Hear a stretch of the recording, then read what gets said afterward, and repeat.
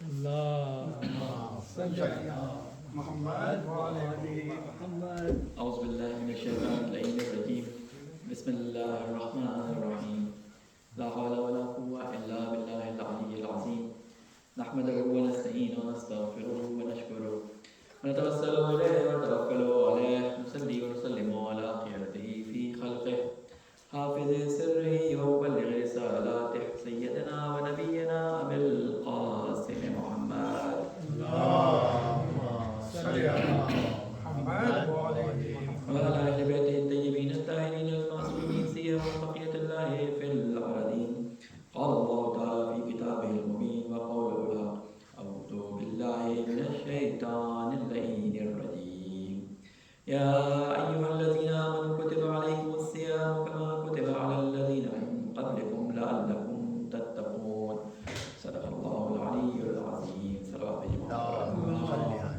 صل على محمد وعلى آل محمد. السلام علیکم ورحمۃ اللہ وبرکاتہ. وعلیکم سب سے پہلے اپنے آپ کو اور آپ تمام مومنین سننے والوں کو تقوی الہی کی وصیت اور تقوی الہی کی نصیحت کرتا ہوں. اور اللہ تعالیٰ سے یہ دعا کرتا ہوں کہ اللہ تعالیٰ ہم سب کو جس مہینے میں ہم داخل ہونے والے ہیں ماہ مبارک رمضان، اس میں اس طریقے سے داخل ہونے کی ہم سب کو توفیق عطا فرمائے کہ جس طرح اس مہینے میں داخل ہونے کا حق ہے.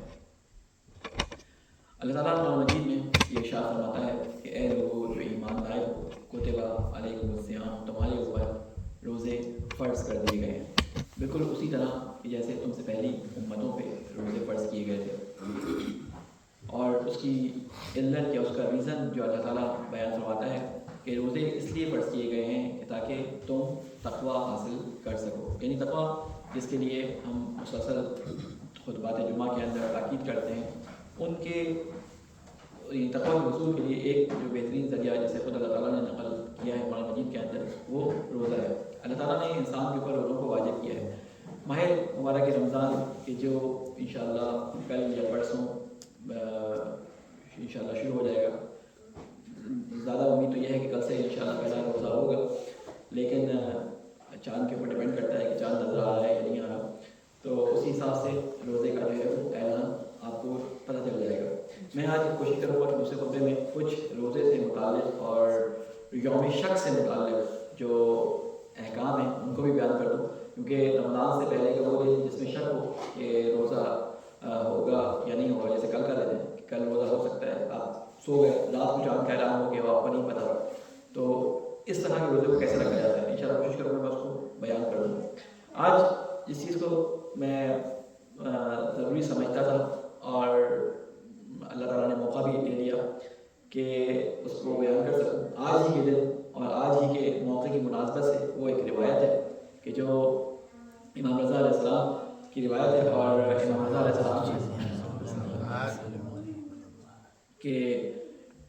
جب آخر رمضان آتا تھا، آخری جمعہ رمضان کا آتا تھا، تو امام رضا علیہ السلام سے مذکور ہے کہ جو شخص شعبان میں آخری 3 دن روزے رکھ کر ایک صلوات جو شخص ماہ شعبان کے آخری 3 روزے رکھ کر ماہ رمضان کے روزوں سے متصل کر دے تو حق تعالیٰ اس کے نام اعمال میں 60 متصل روزوں کا ثواب ملتا ہے. یعنی اتنا زیادہ ثواب اس کو روایات میں بیان کیا گیا ہے. امام رضا کے صحابی جو لوگ زیارت پہ گئے ابا سلط، ان کا نام آپ نے سنا ہوگا. مشہد جب جاتے ہیں تو اطراف کی زیارتوں میں ایک زیارت خواجہ ربیع اور ابا سلط کی زیارتیں ہیں. یہ جو ابا سلط امام کے صحابی تھے، بہت نزدیکی صحابی تھے. یہ وہی صحابی ہیں کہ جب امام رضا علیہ السلام کو زہر دیا گیا ہے تو جو صحابی آپ کے ساتھ زندگی گزارتے تھے، جن سے کہا تھا کہ اگر میں واپس آؤں اور میرے سر پہ کپڑا ہو تو مجھ سے کوئی سوال نہ کرنا، یہ وہی رازدار امام کے صحابی تھے جو آپ کے ساتھ زندگی گزارا کرتے تھے. تو یہی ابا سلط یا ابو سلط جو ہے، ان سے مرضی ہے کہ میں شعبان کے آخری جمعے والے دن امام رضا علیہ السلام کی خدمت میں حاضر ہوا اور ان سے گفتگو جب شروع ہوئی تو امام نے مجھ سے پوچھا کہ ابا سلط تمہیں معلوم ہے کہ آج رمضان کا آخری جمعہ ہے، اس کے بعد چند دن بعد رمضان شروع ہو جائے گا، تو تم نے اس جمعے کو کیسا گزارا؟ یہ شعبان گزر گیا ہے، تم نے اس جمعے کو کیسا گزارا؟ تو آج کیونکہ رمضان سے ابھی کوئی دن یا کوئی دیر باقی ہے، تو امام رضا نے ان کو کچھ نصیحت کی. ایک طولانی حدیث ہے، میں نے ان کو پوائنٹس کی صورت میں اس کو جو جمع کیا ہے کہ صرف اس پوائنٹس کو ذکر کرتا ہوں جو امام رضا نے ابو سلط کو نصیحت کی کہ رمضان آنے سے پہلے شعبان کے مہینے میں یہ 5 کام، یہ کچھ کام ہیں، 5-6 کام امام رضا نے 8-10 کام ہیں جو بیان کیے ہیں، وہ نقطہ وائز آپ کے سامنے بیان کر رہا ہوں۔ کوشش کریں کہ آج کا ہی دن رہ گیا ہے ہمارے پاس، آج کے دن میں جتنا بھی موقع لگ سکے ان کاموں کو ہم کوشش کر کے کسی نہ کسی طریقے سے انجام دینے کی کوشش کریں۔ کچھ میں صرف ہماری نیتوں کا کام ہے اور کچھ میں 1-2 ذکر ہے، تو ان کو ہم ایک دفعہ نوٹ کر لیں اپنے پاس، یا سن لیں، یا بعد میں اس روایت کو مفاتیح الجنان جب کھولیں گے تو مفاتیح الجنان میں جہاں پہ شعبان کے آخری دن کے اعمال ہیں وہیں پہ یہ روایت موجود ہے۔ اس روایت کو اگر آپ دیکھیں تو اس میں لکھا ہے کہ سب سے پہلا کام جو تم کرو کہ رمضان آنے سے پہلے اپنی گزشتہ اعمال، اپنی گزشتہ کوتاہیوں کی تلافی کرو۔ کوتاہیوں کی تلافی سے مراد کیا ہے؟ کوتاہیوں کی تلافی سے مراد اگر کسی کا حق ہماری گردن پہ ہے، کسی کا قرض ہماری گردن پہ ہے، کوئی خمس یا زکوٰۃ یا پچھلے سال کا فدیہ، اگر کوئی روزہ رہ گیا ہو اور اب تک نہ رکھ سکے ہو، کسی بیماری کی وجہ سے وہ روزہ رہ گیا تھا اور اب تک وہ روزہ نہ رکھ سکے ہو، تو آپ کو معلوم ہے کہ فدیہ جو ہے وہ انسان کب دیتا ہے؟ فوراً نہیں دیتا۔ یعنی اگر کوئی بیمار ہے اور رمضان میں روزہ نہیں رکھ رہا تو فوراً فدیہ نہیں دیتا، وہ انتظار کرتا ہے جو ماہ رمضان اگلے سال آنے والا ہوتا ہے اس مہینے تک انتظار کرتا ہے، اس سے پہلے شاید اللہ تعالیٰ اس کو صحت اور شفا دے دے تو وہ روزے رکھ لے، لیکن اگر وہ روزے نہ رکھ پائے تو پھر اس کو فدیہ دینا پڑتا ہے۔ تو اگر کسی سے کوئی کوتاہی یا کوئی اس کے اوپر ذمہ داری ہے تو وہ کوتاہیوں کی تلافی کر لے۔ مفید اعمال کو اختیار کرو، یعنی فضول باتوں میں اپنا وقت، اب رمضان کا مہینہ آنے میں بہت کم ٹائم رہ گیا ہے تو مفید باتوں میں اپنے وقت کو لگاؤ، کم سے کم جیسے کہتے ہیں کہ وقت کو ضائع کرو، اور کوشش کرو کہ رمضان میں داخل ہونے کے لیے جو پاکیزگی اور طہارت ضروری ہے اس کو حاصل کرو۔ پھر فرماتے ہیں تلاوت قرآن کثرت سے شروع کرو، کیونکہ رمضان قرآن کی بہار کا مہینہ ہے، بجائے اس کے کہ انتظار کرو کہ رمضان میں قرآن کو جو ہے وہ تلاوت کرو گے، رمضان سے پہلے ہی تلاوت قرآن شروع کرو تاکہ وہ نورانیت جو تمہارے پاس قرآن کی تلاوت کی وجہ سے آنی ہے اسی نورانیت کے ساتھ رمضان کے مہینے میں داخل ہو۔ پھر مولا فرماتے ہیں کہ دعا اور استغفار کرو۔ آپ کو میں نے شروع میں شعبان کے بتایا تھا کہ اس مہینے کے اعمال جو بیان ہوئے ان میں ایک استغفار ہے، تو امام فرماتے ہیں کہ دعا اور استغفار زیادہ سے زیادہ کرو، اللہ تعالیٰ سے اپنی حاجتیں طلب کرو، اپنے مغفرت طلب کرو، اپنی گناہوں کی جسے کہتے ہیں معافی مانگو، پھر خدا کے لیے اپنے آپ کو خالص کر دو۔ اس میں میں نے ایک عالم سے اس طرح سنا تھا کہ خالص انسان ہر کوئی خالص نیت کے ساتھ ہی اللہ تعالیٰ سے جو ہے وہ مانگتا ہے، کسی کی نیت ناخالص نہیں ہوتی، یہ مانگتے وقت کہ اللہ تعالیٰ تو مجھے فلاں چیز دے دے، کوئی ناخالص نیت نہیں ہوتی، خالص نیت ہوتی ہے۔ تو ہم نے ایک صاحب سے اپنے استاد تھے ہمارے سینئر سے پوچھا تو انہوں نے اس کی بڑی اچھی توجیہ بیان کی، اور وہ کہتے ہیں کہ خالص کرنے سے مراد یہ ہوتا ہے کہ انسان بعض دفعہ ثواب کی خاطر بہت ساری دعائیں جو ذکر ہوتی ہیں کہ اس مہینے میں یہ دعائیں یہ پڑھتا چلا جاتا ہے کہ یہ مہینے میں اتنے دفعہ اس ذکر کو پڑھنا ہے، اس ذکر کو پڑھنا ہے، ثواب کی خاطر پڑھتا چلا جاتا ہے، لیکن اس دعا کے اس مناجات کے مطلب کو نہیں سمجھتا، یعنی وہ اخلاص جو اس دعا کے مطلب کو سمجھنے کے بعد آتا ہے وہ اس میں نہیں آ پاتا۔ وہ دعا مناجات شعبانیہ پڑھ لیتا ہے، وہ صلوات شعبانیہ پڑھ لیتا ہے، وہ ساری دعاؤں کو پڑھتا ہے، لیکن وہ خلوص نہیں آ پاتا اس کے اندر، وہ ثواب کی نیت سے پڑھتا جاتا ہے لیکن اس کا فہم، اس کا ادراک، اس کا شعور اس کو نہیں آتا کہ یہ دعا ہم سے کہہ کیا رہی ہے۔ تو خلوص کے ساتھ کا مطلب ہے کہ خالص کر لو، یعنی تمام عبادات جو انجام دو تمہیں معلوم ہونا چاہیے کہ یہ عبادت جو انجام دے رہے ہو تم کیا اللہ تعالیٰ سے گفتگو کر رہے ہو، کیا تم اللہ تعالیٰ سے مانگ رہے ہو، کیا تم اللہ تعالیٰ سے بخشش طلب کر رہے ہو۔ پھر اس کے بعد مولانا فرماتے ہیں کہ حقوق کو ادا کرو، یعنی تمہاری گردن پہ جو حق ہے، اگر کسی کا قرض ہے تمہاری گردن پہ، کوئی خمس یا زکوٰۃ واجب ہے تو وہ دے دو۔ اس کے بعد فرماتے ہیں بغض و کینہ ترک کر دو، اگر کسی کے ساتھ کوئی ناراضگی ہے، کسی کی بات بری لگ گئی، کسی نے کوئی بات اچھی آواز میں کوئی کنایا، کوئی اس طرح کی بات تم سے کر دی اور اس کی وجہ سے تمہارے دل میں اس کے لیے میل آ گیا تو کوشش کرو کہ وہ کینہ اپنے دل سے نکال دو۔ کہتے ہیں کہ اگر یہ کینہ اچھا ہوتا اور کینہ کسی فائدے مند ہوتا تو اللہ جو اگر کینہ انسان کے لیے یعنی تمہارے لیے فائدہ مند ہوتا، مثال اس طرح سے دوں کہ میں اگر کسی کے لیے کینہ رکھ رہا ہوں تو تمہیں یہ فائدہ پہنچاتا ہے کہ اس کو نقصان پہنچ جائے، تو خدا کا خواستہ ہمارے بارے میں اگر اللہ کے دل میں کینہ آ جاتا تو ہم تو اس وقت زمین پہ زندہ ہی باقی نہیں بچتے، یعنی ہم اللہ تعالیٰ کی اتنی معصیت کرتے ہیں، اس کے عوض میں اللہ تعالیٰ کے پاس ہمارے لیے کینہ آ جائے تو ہم تو اللہ کے کینے سے بچ نہ سکیں، تو کینہ نقصان نہیں پہنچاتا ہے، انسان خود اس کینے کو اپنے اندر پال کر جو ہے وہ اپنے ہی نفس کو نقصان پہنچاتا ہے۔ تو کہتے ہیں کینہ اور بغض جو ہے وہ دوسروں کے ساتھ اس کو ترک کر دو، اور اس میں بڑی اچھی ہمارے استاد مثال دیا کرتے تھے کہ اگر کسی کے ساتھ بغض اور ناراضگی ہو گئی ہے تو حتیٰ ایک ٹیلی فون کال کے ذریعے، ایک میسج کے ذریعے اس سے اپنی طرف سے رضایت کا اعلان کر دو کہ میں ان سے بات کرنا چاہتا ہوں، سلام علیکم کے ذریعے یا کسی بھی طریقے سے اس سے اپنی رضا کا اعلان کرو کہ وہ یہ سمجھ جائے کہ تمہاری طرف سے کوئی ناراضگی باقی نہیں ہے، تاکہ وہ بھی پھر آگے بڑھے۔ بہرحال اس میں روایات و آیات اس کی سپورٹ میں بہت ساری ہے، لیکن میں صرف امام رضا کے وہ جملات سے نکلا ہے وہ پوائنٹس آپ کے سامنے بیان کر رہا ہوں جو امام نے ان کو تعلیم کروائی۔ پھر اس کے بعد فرماتے ہیں گناہوں کو ترک کر دو، یعنی اگر تم سے اب تک کوئی معصیت انجام پا گئی ہے شعبان کے مہینے میں تو اب کوشش کرو کہ رمضان کے جسے کہتے ہیں مہینہ شروع ہونے میں بہت کم وقت اور بہت کم زمانہ رہ گیا، اس لیے اگر کوئی گناہ عادت بن چکی ہے تمہاری، نمازوں کو وقت پہ نہیں پڑھ رہے یا گناہ ایسا کوئی انجام ہو رہا ہے، کسی نابینا کی طرف نگاہ ہو رہی ہے، کوئی ایسا حرام کام انجام دے رہے ہو کہ جس کو انجام دینا اللہ کو پسند نہیں ہے، تو اس کو ترک کرو۔ اس کی وجہ بیان کرتے ہیں کہ اللہ تعالیٰ جو ہے وہ رمضان کے مہینے کو لوگوں کی مہمانی کا، امت کی مہمانی کا مہینہ بناتا ہے کہ یہ میرے مہمان ہیں، یہ میرے جسے کہتے ہیں کہ میں ان کا میزبان ہوں اور یہ میرے دعوت کنندگان ہیں جن کو میں نے دعوت دی ہے کہ میرے پاس آؤ۔ اور اللہ تعالیٰ بہانہ دے رہا ہے ہمیں، بہانہ۔ آپ نے کبھی یہ مثال تو خیر یہاں پہ جوڑنا شاید اتنی زیادہ مناسب نہ ہو، لیکن ذہن کو نزدیک کرنے کے لیے مثال میں آپ کو دوں کہ آپ نے کبھی بعض دفعہ بچوں کے شوز دیکھے ہوں گے جو سوال و جواب اس میں بچوں سے کرتے ہیں، اور بچوں کو تشویق کرنے کے لیے، بچوں کو موٹیویٹ کرنے کے لیے وہ جواب اشارتاً بچوں کو بتاتے رہتے ہیں، ان کے یعنی کہتے ہیں نا ان کے منہ میں جواب ڈالتے رہتے ہیں۔ بعض بچے سمجھ جاتے ہیں، عقل مند ہوتے ہیں، وہ جواب دے دیتے ہیں، بعض اس کے بعد بھی نہیں سمجھ پاتے اور اس مسابقے میں کوئی انعام جیت کے نہیں لے کے آتے۔ تو اللہ تعالیٰ رمضان کے مہینے میں کہتے ہیں نا کہ ہمارے جیسے کہتے ہیں ہمارے دلوں میں، ہمارے ذہنوں میں دعاؤں کے ذریعے، مناجات کے ذریعے ڈال رہا ہے کہ تمہیں کرنا کیا رمضان میں، اس کے بدلے میں تمہیں کیا دینے والا ہوں، لیکن ہم پھر بھی نہیں سمجھتے۔ رسول اکرم صلی اللہ علیہ وسلم کا جو خطبہ شعبانیہ ہے، اللہ تعالیٰ کے رسول نے ہمیں بیان کیا ہے اس میں کہ تم کیا کرو۔ یقیناً آپ لوگ اس کو دیکھ چکے ہوں، میں نے پچھلی دفعہ آپ لوگوں سے بتایا تھا کہ اس خطبے کو رمضان شروع ہونے سے پہلے ایک دفعہ پڑھ لیں، کیونکہ اگر میں خطبہ ترجمہ کروں گا تو بہت طولانی ہو جائے گا۔ میں کوشش کروں گا اس کے ٹکڑے رمضان کے مختلف ایام میں مختلف پارٹس کی صورت میں بیان کروں، اسی طرح پوائنٹس کی صورت میں، لیکن ابھی کوشش کریں کہ رمضان شروع ہونے سے پہلے یہ خطبہ جو ہے رسول اکرم کا جسے آپ خطبہ شعبانیہ کے نام سے آتے ہیں اس کو ضرور ایک دفعہ مطالعہ کر لیں۔ پھر اس کے بعد مولا فرماتے ہیں کہ خدا سے ڈرو اور ظاہر و باطن میں اسی پہ بھروسہ رکھو، یعنی اللہ کا تقوی اختیار کرو اور توکل تمہارا خدا پر ہونا چاہیے۔ پھر اللہ تعالیٰ سے مغفرت کے لیے امام رضا فرماتے ہیں کہ ایک دعا کرو۔ اب شعبان کا مہینہ بہت کم باقی رہ گیا، اس لیے میں تمہیں ایک دعا تعلیم کروا رہا ہوں۔ یہ دعا جتنی دفعہ ہو سکے اس کے مطلب کو سمجھتے ہوئے اپنے دل میں، یعنی اس دعا کو محسوس کرو، پڑھو۔ یہ امام رضا نہیں فرمانے میں بتا رہا ہوں، امام رضا نے کہا اس دعا کو پڑھو۔ جب وہ دعا کو پڑھنے کا کہتے تھے تو سامنے والا جو شخص تھا وہ عربی زبان کی ادبیات سے، اس کی جیسے کہ فصاحت و بلاغت سے واقف تھا، اس کے مطلب اس کی ڈیپتھ سے واقف تھا۔ آپ کیونکہ یہ ہم عربی زبان سے اس طرح واقف نہیں ہیں تو ہم دعا کو ثواب کے لیے یا امام رضا نے کہا ہے تو پڑھ لیتے ہیں، لیکن اس کے مطلب میں کیا پوشیدہ ہے اس کو درک کرنا زیادہ امپورٹنٹ ہے۔ امام رضا نے یہ دعا تعلیم فرمائی شعبان کے آخر میں پڑھنے کے لیے۔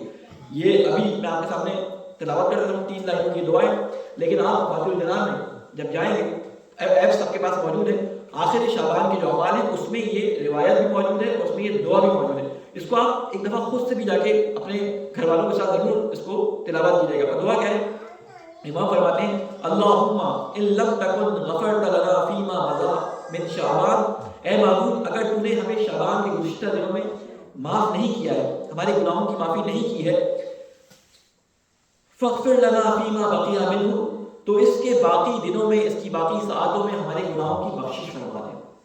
آپ کو معلوم ہے کہ جب ہم رمضان میں داخل ہوتے ہیں تو ہم کہاں داخل ہو رہے ہوتے ہیں؟ کس مہینے میں داخل ہو رہے ہوتے ہیں؟ کون سا مہینہ ہے یہ؟ نہیں، رمضان میں جب داخل ہوتے ہیں کس مہینے کو کیا کہتے ہیں؟ اللہ کی مہمانی کا مہینہ۔ آپ عام دنیا میں جب کسی مہمانی پہ جاتے ہیں تو آپ جانے سے پہلے تیاری کرتے ہیں، تیار ہوتے ہیں، اچھا لباس، پاکیزہ لباس پہنتے ہیں، اچھی خوشبو لگاتے ہیں، اپنے گھر والوں کو آمادہ کرتے ہیں، یہ تمام کام آپ عام زندگی میں کرتے ہیں۔ تو اللہ تعالیٰ کے رسول نے اس کو تاکید کیا ہے، اللہ تعالیٰ کی طرف سے بھیجے ہوئے معصومین نے ہمیں بات تاکید کی ہے۔ امام رضا اس جملے میں یہی فرما رہے ہیں کہ اپنے آپ کو پاکیزہ کرنے کے لیے اللہ تعالیٰ سے اپنے گناہوں کی مغفرت مانگو تاکہ پاک و پاکیزہ حالت میں رمضان میں داخل ہو۔ ایسا نہ ہو کہ تم وہاں رمضان کا مہینہ آ جائے اور پھر تم اللہ سے توبہ کرنا شروع کرو۔ رمضان کی رات کے کچھ اعمال ہیں مخصوص، اور ان اعمال کے اندر یہ بات بیان کی گئی ہے کہ اگر یہ تم کام کر لو تو پہلے ہی دن یعنی رمضان کی شب میں روزہ شروع ہونے سے پہلے اللہ تعالیٰ تمہارے سارے گناہوں کو معاف کر دے گا۔ کچھ اعمال بیان کیے معصومین علیہ السلام کی روایات کے اندر۔ آپ ضرور آج کوشش کریں کہ تھوڑا سا وقت نکالیں، مفاتیح الجنان میں وہ صفحہ جو ابتدائی رمضان کا ہے، استقبال رمضان کا وہ، اور اختتام شعبان کا یعنی آخری شعبان کے نوال ہے، ان کو ضرور دیکھیں. اور ودا اس کا اسے ایک سلام ہے امام سجاد کی ایک دعا ہے رمضان المبارک میں درود کے لیے صحیفہ کاملہ کے اندر. وہ دعا کوشش کریں کہ اپنے بچوں کے ساتھ بیٹھ کے پڑھیں. آج کی رات بہت بڑی اور بڑی عبادت کی رات ہے. بالکل ایسے ہی ہے کہ جیسے آپ جیسے کہتے ہیں نا کہ جب دولہا یا دلہن اسٹیج پہ جا رہے ہوتے ہیں تو اس ہال میں آنے سے پہلے ان کی پوری تیاری ہوتی ہے، سارا میک اپ، ساری ان کی تیاری، سارا سیرا بندی، سارا لباس بالکل پرفیکٹ جب ہو جاتا ہے تب وہ انٹری دیتے ہیں اپنے اسٹیج کے اوپر آنے کے لیے. بالکل یہی سمجھتے ہیں کہ ہم اللہ تعالیٰ کی مہمانی کے مہینے میں جانے والے ہیں، ہم اس سے پہلے اپنے آپ کو اتنا پرفیکٹ کر چکے ہوں کہ جب اس مہمانی میں جائیں تو پاک و پاکیزہ حالت کے اندر جائیں. تو مولانا رضا فرماتے ہیں کہ تم اللہ تعالیٰ سے یہ دعا مانگو کہ اے اللہ، اگر تم نے شعبان کے گزشتہ دنوں میں گناہوں کی معافی نہیں دی اور ہم مسلسل گناہ پر اصرار کرتے رہے، تو اے اللہ ہمیں آج رمضان میں داخل ہونے سے پہلے پاک و پاکیزہ کر دے تاکہ ہم تیری مہمانی میں پاک و پاکیزہ حالت کے اندر داخل ہو سکیں اور باقی دنوں میں ہماری بخشش عطا فرما. اس کے بعد اگر ہم دیکھیں تو اللہ تعالیٰ رزاق ہے. اللہ تعالیٰ رزاق ہے. رزاق کا مطلب یہ نہیں ہوتا کہ وہ خالی ہمیں کھانے کے لیے چیزیں دیتا ہے. اللہ کا رازق ہونے کا مطلب یہ ہوتا ہے کہ وہ ہمیں مانوی اور مادی دونوں طرح کے رزق دیتا ہے. دونوں طرح کے رزق دیتا ہے. یعنی اللہ تعالیٰ ہمیں جسمانی نشوونما کے لیے جو چیزیں ضروری ہوتی ہیں وہ بھی رزق کی صورت میں دیتا ہے، جو ہماری مانوی ضرورت کے لیے چیزیں ہوتی ہیں وہ بھی ہمیں رزق کے لیے دیتا ہے. اور دونوں کے دروازے اس مہینے کے اندر کھل جاتے ہیں، مانوی رزق کے بھی اور مادی رزق کے بھی. آپ دیکھیں افطاریاں ماشاءاللہ سے کیا زبردست جو ہے مومنین کرتے ہیں کہ وہ مادی رزق بھی جو ہے وہ آ رہا ہوتا ہے دل کھول کے. الحمدللہ سارے مسلمان، صرف ہماری کمیونٹی نہیں، صرف امریکہ کے اندر نہیں بلکہ دنیا میں جہاں بھی مسلمان پایا جاتا ہے، ہر مسلمان کی یہ کوشش ہوتی ہے، کمیونٹی سینٹرز کے اندر یہ کوشش کی جاتی ہے کہ اچھے سے اچھے طریقے سے لوگوں کو افطار کیا جائے. کیوں؟ اس لیے کہ ہم لوگوں کو یہ بات یقین یعنی ان کی روح اور بدن کا حصہ بن چکی ہے. کسی کو افطار کرانا کتنی برکت کا باعث ہوتا ہے، کتنی برکتیں انسان کی زندگی میں، انسان کی اولاد میں، انسان کے گھر میں لے کے آتا ہے. اس لیے لوگ کوشش کرتے ہیں کہ زیادہ سے زیادہ افطاری دے کر لوگوں کی جو ہے وہ بھوک کو اور ان کی روزے کو افطار کریں، ان کی بھوک کو ختم کریں اور اللہ کے نزدیک اپنے درجات کو بڑھا لیں.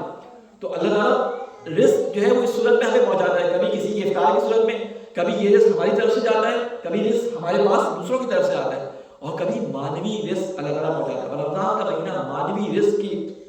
بالندگی کے لیے، مانوی رزق کے رشد کے لیے بہت بہترین مہینہ ہے. کیونکہ بعض دفعہ بعض مکان جو ہوتے ہیں اور بعض زبان اللہ نے ان کو بڑا متبرک رکھا ہے. بعض مکانوں کو یعنی کچھ جگہ اللہ نے ایسی کہہ دی ہے کہ ان جگہوں پر جا کر دعا کی قبولیت جسے کہتے ہیں نا 110% بڑھ جاتی ہے. مثلا آپ گھر میں دعا کریں وہ بھی اللہ تعالیٰ قبول کرتا ہے. اللہ تعالیٰ کہتا ہے اجیب الدعوۃ الداعی اذا دعان، ٹھیک ہے نا، کہ میں جواب دوں گا تمہاری، اگر کوئی مجھے پکارے گا، ٹھیک ہے نا، تو اس کی دعوت پہ میں لبیک کہوں گا، اس کا جواب دوں گا. یہ بھی دعا کی ایک قبولیت کا ذریعہ ہے. ایک دعا آپ جا کے کرتے ہیں مسجد کے اندر، اس کی قبولیت کا جسے کہتے ہیں کہ ایکسیپٹنس کا معیار بڑھ جاتا ہے.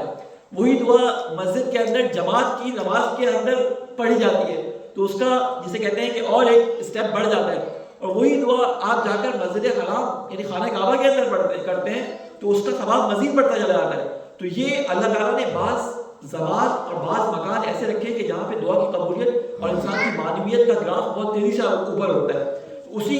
جسے کہتے ہیں کہ زمان کے ان زبانوں میں سے ایک زمانہ رمضان کا زمانہ ہے کہ اللہ تعالیٰ کے رسول فرماتے ہیں کہ اس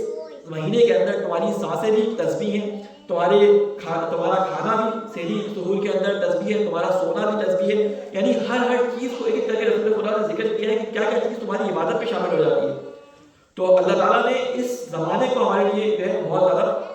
مکرم قرار دیا ہے. اسی طرح بعض مقام جیسے ہوتے ہیں، میں اس کو اکثر اپنے سننے والوں کو بیان کرتا ہوں کہ نماز پڑھنے کا گھر میں بہت ثواب ہے،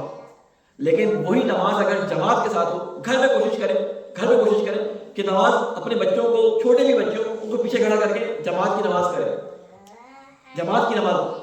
نماز کا ثواب عام نماز سے کئی گنا زیادہ ہے. اور اگر یہ نماز آپ کسی ایسی جگہ پڑھیں کہ جہاں پہ اور بھی مومنین جمع ہو جائیں، جیسے حسینیہ ہمارے یہاں سارے سینٹرز پورے امریکہ میں بنے ہوئے ہیں یا یورپ میں بنے ہوئے ہیں، بہت سارے لوگ ایک جگہ جمع ہو کے نماز پڑھیں، اس کا ثواب مزید بڑھ جاتا ہے. اور یہی جماعت اگر مسجد کے اندر ہو تو اس کا ثواب کاؤنٹیبل نہیں ہوتا. اور یہی نماز اگر خانہ کعبہ کے اندر ہو تو پھر وہ بے حساب فرشتے اس کو لکھنے سے قاصر ہے. یا مسجد نبوی کے اندر, یا مسجد کوفہ میں, وہ 4 مقامات جہاں کا ذکر ہمیں روایات میں ملتا ہے. تو اللہ تعالیٰ نے بعض مقامات کو اور بعض مکانات کو, بعض زمانوں کو اللہ تعالیٰ نے جو ہے وہ فضیلت دی ہے. انہی زمان اور مکان میں سے ایک رمضان کا مہینہ ہمارے لیے بڑی غنیمت کا مہینہ ہے. اور اس مہینے کے اندر ایک ایسا وقت بھی آتا ہے کہ روزے کی پوری حالت انسان کے لیے بڑی بابرکت ہوتی ہے. جب وہ روزے کی حالت ہوتا ہے تو اللہ تعالیٰ کی طرف سے رحمتیں اور کرامتیں اور جسے کہتے ہیں شرافتیں اس انسان کے لیے مخصوص ہو چکی ہوتی ہیں, جتنا زیادہ وہ اس سے استفادہ کر سکے. وہ ایک مثال ہمارے استاد بیان کرتے تھے کہ کچھ ضرورت مند ایک استاد تھے بڑے آیت اللہ, ان کے پاس گئے اور کہا کہ مجھے اتنی ضرورت ہے. وہ انہوں نے کہا کہ مثال کے طور پہ مجھے $100 کی ضرورت ہے, مثال دے رہا ہوں. تو انہوں نے اس کو $100 دے دیے اور دعائیں دی, آ گیا. وہ بیٹھا کہا کہ کھانا کھایا بغیر نہیں جاؤ, کھانے کی میز پہ بیٹھ گیا. دوسرا سوال ہی کیا, اس نے کہا آقا مجھے گھر کی تعمیر کے لیے مثال کے طور پہ مجھے $2000 کی ضرورت ہے. انہوں نے اس کو $2000 دے دیے. ایک گیا, اس نے اس طرح جاتے رہے اور ہر ایک نے پہلے سے زیادہ مانگا اور وہ اس کو دینے چلے گئے. ایک نے کہا آقا آپ کے پاس اللہ نے اتنا فضل کیا ہے لوگوں کی طرف سے, آپ کے پاس اتنے خمس اور اتنے زکوٰۃ اور اتنی چیزوں کے پیسے آتے ہیں وجوہات کے, میں ایک بہت بڑا سینٹر یا بہت بڑا نیکی کا کام جس سے لوگوں کی رفع اور بہبود کا کام ہوگا وہ کرنا چاہتا ہوں. تو آقا نے کہا یہ میرے تجوری کا دروازہ ہے, اس میں سے جتنا چاہو لے لو.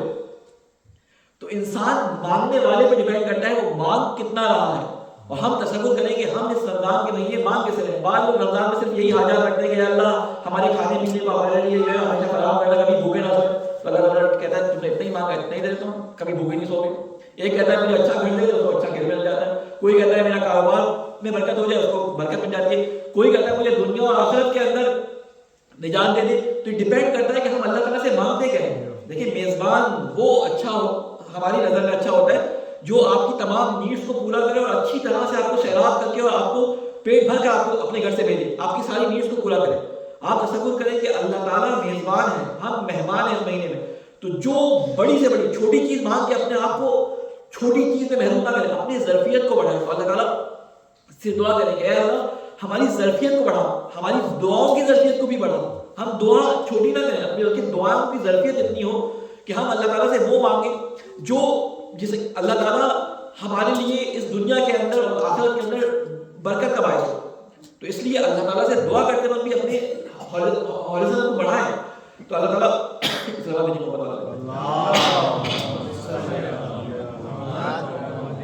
تو اللہ تعالیٰ سے دعا کرتے وقت اپنی جیسے کہتے ہیں نا کہ زبان کو نیک کاموں کے لیے اپنی برکت کے لیے مانگیں. امام رضا علیہ السلام کی حرم کا واقعہ ہے. ہمارے استاد ہیں آیت اللہ محسن قادری اللہ تعالیٰ ان کو حیات دے, 90s کے اندر ان کی ایج پہنچ گئی. تقریباً پچھلے 50 سالوں سے بلا ناغہ 50 سالوں سے انقلاب کے بعد سے اور انقلاب سے پہلے سے ان کے بلا ناغہ سے مراد یہ کہ ہر ویک میں ان کا قرآن کا درس آتا ہے اور آج تک وہ جاری ہے. کچھ عرصے وہ بیمار ہوئے تھے, بیچ میں چھوٹ گیا تھا وہ, لیکن آج تک تقریباً پچھلے 45 یا 40 سال سے وہ قرآن کا درس دے رہے ہیں. قرآن کی بہترین عالم ہے, بہترین قرآن پہ یعنی ان کی زندگی ان کا اٹھنا بچھونا قرآن ہے. آیت اللہ محسن قادری آپ لوگوں نے نام یقیناً سنا ہوگا. تو وہ ہمارے استاد تھے, انہوں نے ہمیں ایک دفعہ ایک شارٹ کورس پہ 1 مہینے کے کورس پہ رمضان کے مہینے میں ہمیں مشن دے گئے. کچھ لوگوں کو سلیکٹ کیا بہت سارے ایک ایگزام کے بعد, اس میں میرا بھی نام آیا. میں اس کورس میں آیت اللہ قادری کے اس کورس کے اندر گیا. وہاں پہ ایک دفعہ آیت اللہ قادری ہمیں لے کے گئے مشہد کے حرم میں امام رضا کے پاس اور کہا کہ دیکھو امام رضا کا یہ حرم ہے, یہاں پر مانگنے والے یہی بات میں نے آپ کو بیان کی, اصل میں انہیں کی بات سے اخذ کی بھی بات تھی کہ یہاں سے مانگنے والے جو ہے وہ چھوٹی چیز بھی مانگتے ہیں, بڑی چیز بھی مانگتے ہیں. کہتے ہیں میں نے امام رضا سے یہ طلب کیا تھا, امام رضا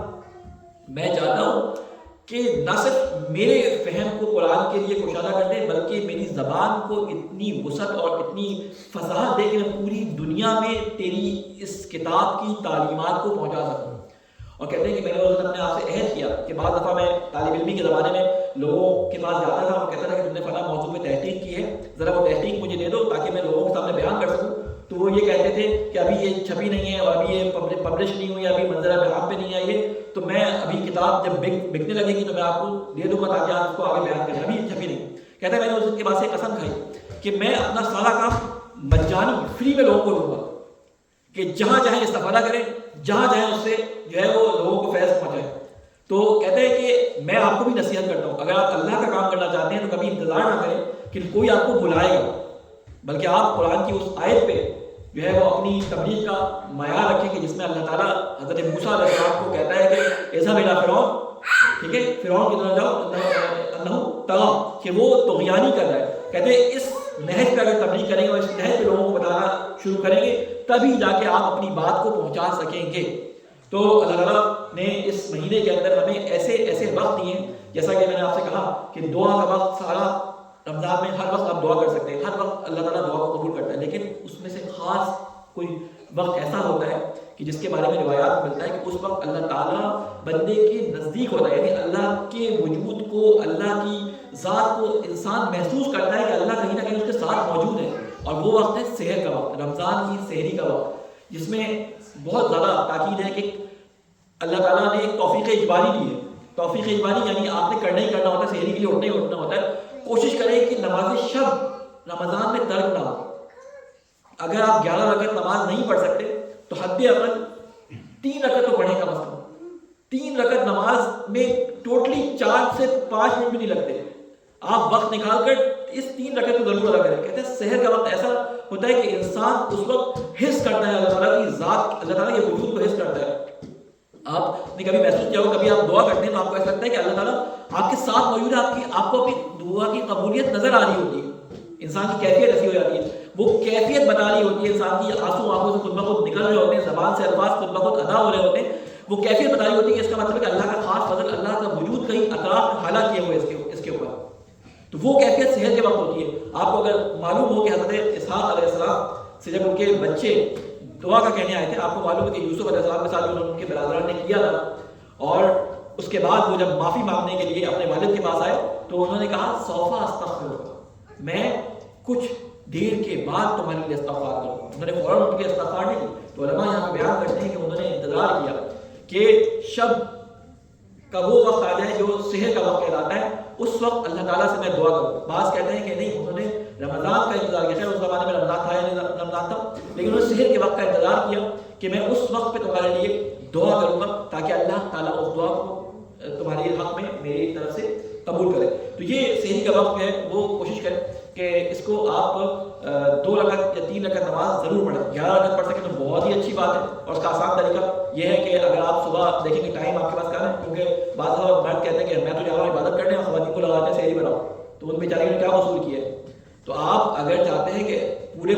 ثواب میں حصے دار بنے تو ان کے ساتھ ہیلپ بھی کریں سحری بنانے میں، بچوں کو کھلانے میں. اور ساتھ میں اگر آپ نے نماز پڑھنی ہے تو صبح ٹائم نہ ہو سحری بنانے میں تو آپ رات کو 8 رکعت 2 کر کے نماز شب کی نیت سے پڑھ لیں اور 3 رکعت صبح میں پڑھ لیں. اس طرح آپ بھی کم از کم اس ثواب میں، جس ثواب میں خواتین نمبر ہمیشہ لے جاتی ہیں مردوں سے، اس ثواب میں آپ بھی شریک ہو جائیں. میں آپ کو بتا رہا ہوں کہ خواتین سے کوئی چیز نکلوانا بڑا مشکل ہوتا ہے، لیکن یہاں پہ ہم نکلوا سکتے ہیں، ان کی مدد کریں گے. بہرحال اس کے علاوہ جو ہمیں ایک تاکید کی گئی ہے وہ یہ کہ سجدہ طولانی کوشش کریں کہ رمضان میں کوئی ایک سجدہ ایسا کریں کہ جس کو آپ خود کہہ سکیں یہ طولانی کیا ہے. اور سجدہ طولانی اللہ تعالیٰ کو بہت پسند ہے. رمضان میں ایک سجدہ طولانی کریں، کیونکہ اللہ تعالیٰ نے جب حضرت آدم کو سجدہ کرنے کے لیے شیطان کو کہا تھا تو اس نے سجدے سے انکار کر دیا تھا. تو کہتے ہیں کہ جب انسان سجدہ کرتا ہے تو شیطان کی ناک رگڑ جاتی ہے. تو اس مہینے میں شیطان کی ناک رگڑنے کے لیے طولانی سجدہ کریں. اور سجدہ جو ہے وہ اللہ تعالیٰ کی طرف جانے کا ایک فاسٹ ٹریک ہے. شیطان نے قسم کھائی تھی نا، قرآن مجید میں قسم ذکر ہوئی ہے کہ میں اس کے آگے پیچھے دائیں بائیں سے حملہ کروں گا. لیکن انسان کو کہا کہ یہ آگے پیچھے دائیں بائیں سے جتنے بھی حملے کر لے، اگر تو سجدے کی حالت میں تو میرے نزدیک آئی کوشش کرے گا تو وہ سارے حملے تو اس کے برطرف کر سکتا ہے. تو ہم کوشش کریں کہ طولانی سجدہ اگر انجام دے سکیں اس مہینے کے اندر تو ہم اس کو انجام دیں. اور ایک رزق کے لیے اپنے دعا کریں. امیر المومنین علیہ السلام کی یہ روایت ہے کہ اگر کوئی شب اول ماہ رمضان دعائے جوشن کبیر پڑھے، دعائے جوشن کبیر، آپ کو معلوم ہے کہ دعائے جوشن کبیر مولا امیر علیہ السلام نے اپنے صحابی کو تعلیم فرمائی تھی. اور وہ اصل میں یہ اصل اس دعا کا نام کیا ہے؟ دعائے کسی کے ذہن میں ہے یہ دعا کون سی دعا تھی؟ یہ تو بعد میں جوشن کبیر کہلائی ہے. اس دعا کا نام کیا اصل میں؟ دعائے حضرت خضر علیہ السلام. یہ دعائے حضرت خضر تھی جو مولا علی نے تعلیم فرمائی تھی اپنے ایک صحابی کو، جسے ہم جوشن کبیر کے نام سے یاد کرتے ہیں. اور کہتے ہیں کہ اول ماہ رمضان کے اعمال آپ کو بتاؤں، تھوڑا سا لمبا خطبہ ہو گیا لیکن کیونکہ اب ٹائم نہیں ہے، کل رمضان شروع ہو جائے گا، تو یہ آپ لوگ بھی اس کو سنیں اور دوسروں تک بھی جہاں پہنچا سکیں اس کو پہنچائیں۔ کہتے ہیں کہ مولانا امیر المومنین علیہ السلام فرماتے ہیں کہ دعائے جوشن کبیر اس شب کے اندر پڑھے، اور جو اس شب میں یعنی پہلی رمضان کو دعائے جوشن کبیر پڑھے گا تو گویا وہ شب قدر کو درک کر لے گا، وہ شب قدر کو درک کر لے گا۔ اللہ 70,000 فرشتوں کو اس کے لیے خلق کرے گا جو تمام رمضان کے مہینے میں اس کے لیے تسبیح و ذکر کریں گے، جو اس مومن کے حساب میں لکھے جائیں گے۔ آپ نے سنا ہے نا کہ جب بارش آتی ہے اللہ کے فرشتوں کی طرح ہمیں نہیں معلوم کتنی ہے، یعنی آپ سوچیں کہ اس کا ہم تصور بھی نہیں کر سکتے۔ کہتے ہیں کہ جب بارش آتی ہے تو ہر قطرہ ایک فرشتے کے ساتھ آتا ہے، تو آپ تصور کر لیں کہ کتنے قطرے آتے ہیں تو کتنے فرشتے ہوں گے۔ تو اللہ تعالیٰ کہتے ہیں کہ اگر کوئی امام علی فرماتے ہیں کہ کوئی مومن جوشن کبیر کو آج کی رات پڑھے گا تو 70,000 فرشتے اللہ تعالیٰ خلق کرے گا، اور ہر فرشتہ اس کے حق میں تسبیح اور دعا کرے گا، اور یہ دعا اور تسبیح اس کے حق میں اور اس کے حساب میں لکھی جائے گی۔ بہرحال روایات بہت زیادہ ہیں، لیکن بس میں آخری جو بات کی ہے اس کو بیان کر دوں کہ بعض لوگ کہیں گے مولانا اتنی لمبی عبادتیں آپ نے بتا دی کہ ہم نہیں کر سکتے۔ عبادت وہی اچھی ہوتی ہے، علماء جو فرماتے ہیں عبادت وہی اچھی ہوتی ہے جو نشاط اور فرحت کے ساتھ کی جائے، جس میں خوشی اور جوش اور جذبہ ہو۔ جب جوش جذبہ ختم ہو جائے تو دعا پڑھنا چھوڑ دیا گیا۔ یہ جو آپ دعائے کمیل بغیر ترجمے کے پڑھ رہے ہوتے ہیں، دعائے ابو عبدہ صومالی دعائے افتتاح بغیر ترجمے کے پڑھ رہے ہوتے ہیں، اور لوگ صفحے کتنے ہوتے ہیں افطار سے پہلے کہ کب ختم ہوگی، مولانا صاحب کب اٹھیں گے، تو یہ شاید ثواب کے بارے میں انکار نہیں کر رہا، ثواب مل رہا ہو، لیکن یہ اکتاہٹ والی جو دعا پڑھ رہے ہوتے ہیں نا یہ کسی فائدے کی نہیں ہوتی۔ دعا اتنی ہی پڑھیں، اگر آپ 100 بند نہیں پڑھ سکتے جوشن کبیر کے، آپ 5 بند پڑھ لیں، آپ 10 بند پڑھ لیں، جس حد تک آپ پڑھ سکتے ہیں اتنے پڑھیں فرحت اور نشاط کے ساتھ، اور اس کے بعد اس کو باقی دنوں کے لیے موقع کر دیں کہ ہم اس کو باقی دنوں میں کمپلیٹ کر لیں گے۔ بہرحال یہ جوشن کبیر ہم ماہ جسے کہتے ہیں کہ رمضان کی طاق راتوں میں جو آخری راتیں ہوتی ہیں ان میں عموماً پڑھتے ہیں، لیکن جو وارد ہوئی ہے جس کا پڑھنا مستحب ہے اور جس کے بعد جس دن کے لیے وارد ہوئی ہے وہ آج کی رات ہے، یعنی جو رمضان کی پہلی رات ہوتی ہے۔ جیسے دعائے کمیل 15 شعبان کے لیے وارد ہوئی ہے اور ہم اس کو ہمیشہ جمعرات کو مختلف اوکیزن میں پڑھتے ہیں، اصل میں وہ 15 شعبان کی شب کے لیے نازل ہوئی، وہ وارد ہوئی ائمہ رحمۃ السلام کی طرف سے۔ اسی طرح دعائے جوشن کبیر آج کی شب کے لیے، دعائے جوشن کبیر کو ہم شبائے قدر کی راتوں میں ہی پڑھتے ہیں، اس میں بھی پڑھنا ثواب ہے، لیکن آج کے دن خصوصاً اس کا بہت زیادہ جو ہے وہ ثواب بیان کیا گیا۔ اسی طرح محمد جناب کو اگر آپ بولیں گے تو آج کے دن زیارت امام حسین علیہ السلام کے پڑھنے کا بھی بہت زیادہ ثواب ہے۔ اب آخری بات میں بیان کر کے اور اس کو اپنی گفتگو کو ختم کرتا ہوں، وہ یہ کہ رمضان المبارک کے مہینے میں اکثر لوگ مجھ سے سوال کرتے ہیں کہ ہم رمضان میں کیا کریں، مولانا کوئی ایسی بات بتائیں کہ ہم رمضان میں کیا کریں،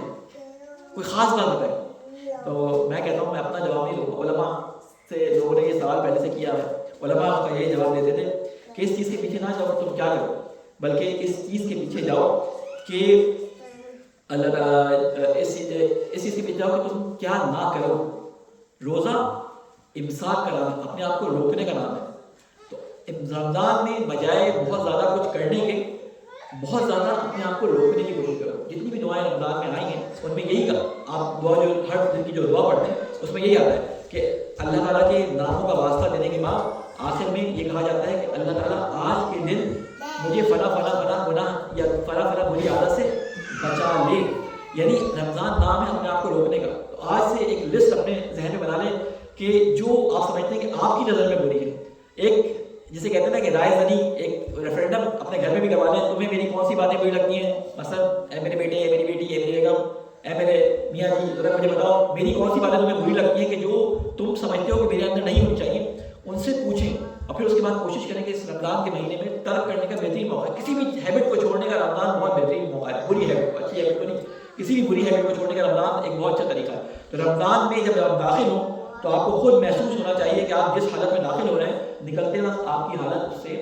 بہتر ہو۔ اگر ہم ایسا نہ کر سکیں اور جس حالت میں آئے تھے اسی حالت میں نکل جائیں تو گویا کہ ہم نے اللہ تعالیٰ کے گھر میں حاضری دی، اللہ تعالیٰ کے مہمانی کے مہینے میں حاضری دی، لیکن وہاں پہ آ کے ہم صرف سوئے،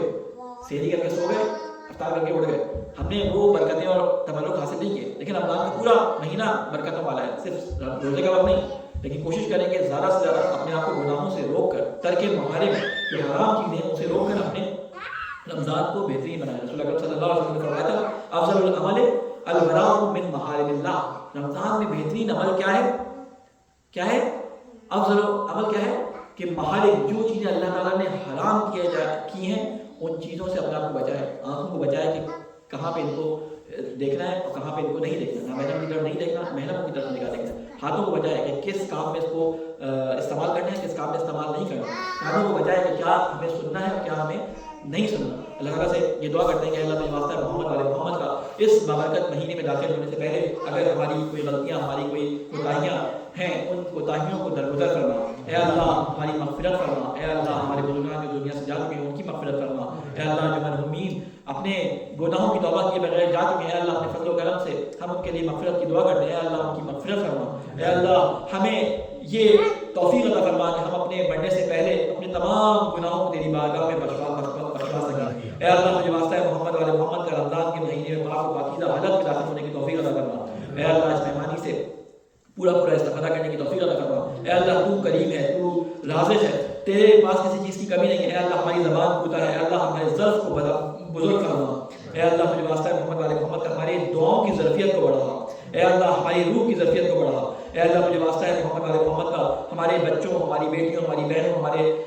بزرگوں کی جو شرعی حاجات ہیں، جو مشکلات ہیں، اے اللہ اس بابرکت مہینے کے اندر ان کی اس مشکلات کو سے دور فرما، اے اللہ جو مقبوض ہیں ان کے قرضوں کو غیب سے عطا فرما، اے اللہ بہت حالات دنیا کے اندر مہنگائی کے حساب سے پاکستان، ہندوستان، ایران، مختلف جگہوں پہ بہت حالات خراب ہیں، اے اللہ ہم سب کو توفیق عطا فرما کہ ہم اپنے اپنے ضرب کے مطابق ان لوگوں کی ان مشکلات کو دور کر سکیں، اے اللہ تو فرماتا ہے ان تنصروا اللہ ینصرکم، جو میری مدد کرے گا میں اس کی مدد کروں گا، اے اللہ ہم وہ لوگ جو تجھ سے دعا کرتے ہیں مدد کے لیے اور اپنے رزق کی وسعت کے لیے، اے اللہ جہاں تک ہماری توفیق ہے ہمیں توفیق عطا فرما کہ ہم تیری مدد کے لیے ان کی مدد کریں، اے اللہ تیرے دیے ہوئے رزق میں سے خرچ کرنے کی ہم سب کو توفیق عطا فرما، اے اللہ ہمارے امام کی حفاظت فرما، ہمیں ان کے انصار و عوام میں شامل فرما، ربنا تقبل منا انک انت السمیع العلیم برحمتک یا ارحم الراحمین۔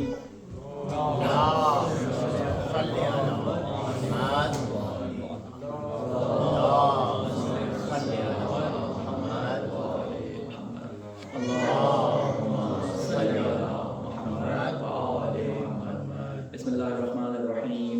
الحمد للہ رب العالمین والصلاة والسلام علی سیدنا و نبینا و حبیب قلوبنا ابی القاسم المصطفیٰ محمد وعلى آلہ الطیبین الاطہرین المنتجبین، سیما علی امیر المؤمنین والصدیقۃ الطاہرۃ فاطمۃ الزہراء سیدۃ النساء العالمین، والحسن والحسین سیدی شباب اہل الجنۃ، وعلی بن الحسین ومحمد بن علی وجعفر بن محمد والموسى بن جعفر وعلي بن موسى ومحمد بن علي وعلي بن محمد والحسن بن علي والخلف القائم المهدي، حججك على عبادك وأمناك في بلادك، وصل على أئمة المسلمين وحماة المستضعفين وهداة المؤمنين، أوصيكم عباد الله ونفسي بتقوى الله۔ السلام علیکم ورحمۃ اللہ وبرکاتہ۔ سب سے پہلے میں آپ کو، آپ تمام مومنین مومنات اور سننے والوں کو تقوی الہی کی وصیت اور نصیحت کرتا ہوں، اللہ تعالیٰ سے دعا کرتا ہوں کہ اس ماہ شعبان میں اگر ہم سے کچھ کوتاہیاں جن کی ہم نے اب تک توبہ نہ کی ہو، رہ گئی ہوں، تو اے اللہ ہم تیرے بارگاہ میں توبہ کرتے ہیں اور استغفار کرتے ہیں، اے اللہ ہماری ان کوتاہیوں کو معاف فرما اور ہمیں رمضان کے مہینے میں پاک و پاکیزہ داخل ہونے کی توفیق عطا فرما۔ رمضان کے سلسلے میں کچھ چیزیں آپ کے سامنے رکھ دیتا ہوں، کیونکہ بعض دفعہ ایسا ہوتا ہے کہ انسان کے ذہن سے بعض مسائل نکل جاتے ہیں، جس کی وجہ سے روزہ انسان پورا دن رکھتا بھی ہے لیکن مسائل نہ معلوم ہونے کی وجہ سے روزہ اس کا ضائع ہو جاتا ہے۔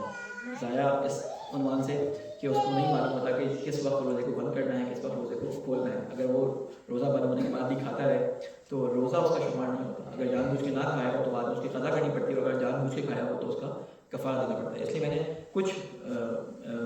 پوائنٹس کی صورت میں بالکل انتخاب کیا ہے، اگر میں بیان نہیں کر سکا تو آپ لوگ اگر سب اس گروپ پہ ہیں جس میں ہم میسیج بھیجتے ہیں تو میں اس گروپ پہ یہ احکام پوائنٹ 5 میں نے نکالے ہیں، اس میں کچھ مستحب اعمال ہیں، کچھ واجب اعمال ہیں، ان کے بارے میں کہ سحری میں کیا ضروری ہے اور افطار میں کیا چیز خیال رکھنا چاہیے، ان کو یہاں نکالا ہے، تو وہ میں انشاءاللہ اس کو بھیج بھی دوں گا۔ پہلا جو کام ہے روزے کا وہ نیت ہے۔ روزے میں نیت جو ہے وہ ضروری ہے۔ نیت کا مطلب یہ نہیں ہے کہ آپ زبان سے ادا کریں کہ میں روزہ رکھتا ہوں، پہلی ایک دفعہ روزے کی نیت جو ہے وہ رمضان کے شروع میں کر سکتے ہیں کہ میں سارے روزے رکھوں گا، یعنی ایک ہی دفعہ وہ نیت کر سکتے ہیں قربۃ اللہ. اور نیت کا زبان سے ادا کرنا ضروری نہیں ہے، بس یہی قصد کہ آپ روزہ رکھنا چاہتے ہیں، آپ سحری میں اٹھ گئے، یہی آپ کا قصد ہے، یہی نیت ہے، یہی اس کے لیے کوئی زبان سے ادا کرنا ضروری نہیں ہے، آپ سحری کرتے ہیں، یہ آپ کی نیت ہے. اور نیت فجر سے پہلے ضروری ہے. ایسا نہ ہو کہ آپ سوتے رہ گئے، آپ کسی نے اٹھایا تو کسی نے کہا کہ بھائی آج رمضان ہے، اٹھو روزہ رکھنا ہے، تو آپ نے کہا ہے مجھے تو پتہ ہی نہیں تھا. تو اب یہ جو نیت کریں گے روزہ شروع ہونے کے بعد کر رہے ہیں، کیونکہ آپ اویئر نہیں تھا، آپ ایسی جگہ پہ رہ رہے ہیں، مثال کے طور پہ آپ انٹارکٹیکا میں رہ رہے ہیں اور وہاں پہ کوئی ہے ہی نہیں، ٹھیک ہے، اور ایک دم سے کال آئی گھر سے، کسی طرح اینٹینا جو ہے وہ صحیح ہو گیا، تو کال آئی کہ بھائی اٹھے آج روزے کا لیتے کہتے ہیں رمضان شروع ہو گیا، پتہ ہی نہیں تھا، اور آپ پتہ چلا کہ فجر سے تک جو ہے وہ ٹائم گزر چکا ہے، تو اب اس روزے کا کیا ہوگا. تو کہتے ہیں کہ نیت سے پہلے فجر کرنا ضروری ہے. اور اگر روزے کی نیت کے درمیان اگر آپ ارادہ کرنے کے روزہ توڑ رہا ہو، مثال کے طور پہ آپ کو شیطان تو نہیں آ سکتا تو خیر ہو جائے گا، اگر آپ کے ذہن میں کوئی ایسا نفسانی خیال آ گیا کہ میں روزے کو کسی نہ کسی طریقے سے توڑا ہوں، کسی بھی ذریعے سے جس سے روزے ٹوٹتے ہیں، ٹھیک ہے، تو اب آپ کی نیت ٹوٹ گئی، یعنی نیت کی کنٹینیوشن ختم ہو جاتی ہے. تو اس نیت کو کنٹینیو کرنے کی فوراً نیت کرنی پڑتی ہے روزے کو، یہ روزہ باطل ہو جاتا ہے. اگر توڑنے کا ارادہ کریں تو روزہ باطل کر سکتی ہے نیت، اس لیے فوراً کنٹینیو کرنے کی دوبارہ نیت کرنی پڑتی ہے. اس کے بعد روزے کو باطل کرنے والے امور جو ہیں اگر جان بوجھ کے ان کو انجام دیں، چاہے وہ زیادہ ہو چاہے وہ کم ہو، زیادہ مقدار امور کو انجام دیں یا کم مقدار میں، تو وہ روزے کو باطل کر دیتے ہیں. وہ سارے 8 یا 9 اعمال جو بھی اس میں بیان کیے گئے روزے کو باطل کرنے والے، تو اسی مسائل آپ کو مل جائیں گے، اگر نہیں ملے تو مجھ سے پوچھ لیں، آپ کو بیان کر دوں گا. اس کے بعد ایک چیز جو بتا رہا ہوں، ابھی تک سردیاں یہ عموماً پیش نہیں آتا، لیکن گرمیوں کے دنوں میں جب روزے ہوتے ہیں تو عموماً لوگ سوئمنگ پول روزے کی حالت میں اگر جاتے ہیں، یہاں پتہ نہیں ایسا ہوتا ہے نہیں ہوتا پاکستان میں یا ایران میں، تو ایک بات کا خیال رکھیں کہ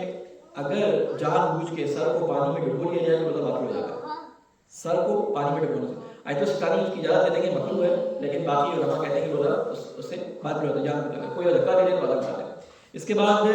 دھواں یا غبار، اگر بہت زیادہ پولوشن ہے اور آپ سانس لیتے تو آپ محسوس ہوتا ہے کہ حلق میں چلا گیا دھواں یا غبار، یہ بھی روزے کو باطل کر دیتا ہے. جان بوجھ کے بات ہو رہی ہے، کوئی بھی غیر ارادی طور پہ چلا جائے اس سے کچھ نہیں ہوتا. اسی طرح اگر سرنج کے ذریعے انجیکشن کے ذریعے آپ کوئی غذائی مواد جس سے وائٹل جس سے آپ کی انرجی بڑھتی ہو، ایسا کوئی محلول اپنے جس میں لگا لیں، آپ کہیں کہ کھانا پینے سے منہ کے ذریعے جانے سے جو ہے وہ روزہ باطل ہوتا ہے، آپ کے اصلی سے لگا لیں،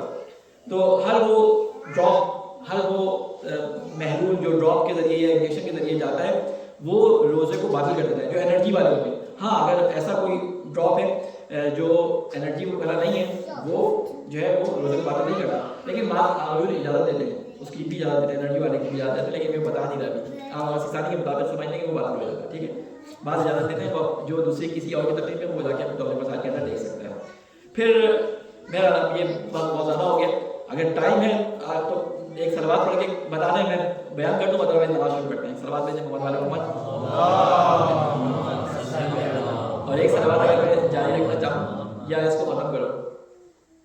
جاری نہیں رکھوں اس کے مطلب ہے، ٹھیک ہے. انشاءاللہ یہ اگلے ہفتے کوشش کریں گے اس کو ہم بیان کریں. اللہ تعالیٰ سے یہ دعا کرتے ہیں کہ اللہ تجھے واسطہ ہے محمد والے محمد کا، ہماری اس خلیل سی بات کو اپنی بارگاہ میں قبول و مقبول فرما. اے اللہ تجھے واسطہ ہے محمد والے محمد کا، اگر کسی کوئی گناہ یا غلطی سرزد ہو گئی ہے، اے اللہ رمضان کے مہینے میں داخل ہونے سے پہلے اس گناہ اور اس غلطی کو معاف فرما. اے اللہ ہمارے ماں باپ کی مغفرت فرما، اگر وہ زندہ ہیں تو ان کو طول عمر عطا فرما، اگر وہ اس دنیا سے جا چکے ہیں تو ان کی مغفرت فرما. اے اللہ تمام لوگ دنیا میں مشکلات کا شکار ہے، اس ماہ مبارک رمضان کے اندر ان کو آسانی کے ساتھ روزے رکھنے کی توفیق عطا فرما. اے اللہ تمام ان کی جو پریشانیاں ہیں سحری کے حوالے سے یا رمضان افطاری کے حوالے سے اور مختلف حوالوں سے پریشانی ہے، اے اللہ اس بابرکت مہینے کے اندر مومنین کے دلوں میں اتنا رحم ڈال ان کے لیے کہ وہ ان پریشانیوں کے حل میں ان کی مدد کر سکیں. اے اللہ تجھے واسطہ ہے محمد والے محمد کا، جہاں جہاں مشکلات کا شکار ہے، خصوصاً فلسطین کے اندر، لبنان کے اندر، پاکستان کے اندر، انڈیا کے اندر، چائنا کے اندر اور مختلف جگہوں پہ، برما کے اندر، جہاں جہاں مسلمان مشکلات کا شکار ہیں، اے اللہ ان مشکلات سے ان کو نجات عطا فرما. اے اللہ اپنے امام کی حفاظت فرما، ہمیں ان کے ذکر میں تعجیل فرما، ہمیں ان کے ناصر عوام میں شامل فرما. ربنا تقبل منا انك انت السميع العليم. بسم الله الرحمن الرحيم. قل هو الله احد الله الصمد لم يلد ولم يولد ولم يكن له كفوا